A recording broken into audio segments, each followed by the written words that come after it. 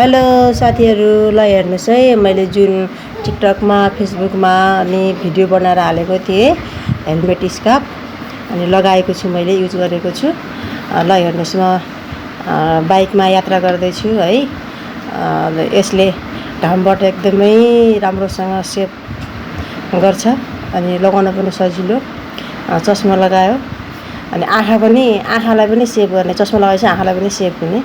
कतिपय दिदीबहिनीहरूले म बाइकमा हिँड्दै यात्रा गर्दा कतिपय दिदीबहिनीहरूले पनि बाइकमा हिँड्नुभएको थियो है। अनि सल बेर्नुभएको थियो, मुखमा टाउकोमा बान्नुभएको थियो। त्यो झन्झट पनि नहुने होइन। अनि सल फुस्केला भनेर चिन्ता हुने त्यो पनि नै। मजाले पछाडि डोरीले बाँधेर चस्मा लगायो अनि आनन्दले अनि बाइकमा यात्रा गर्न सजिलो हुने रहेछ। मैले युज गरेँ।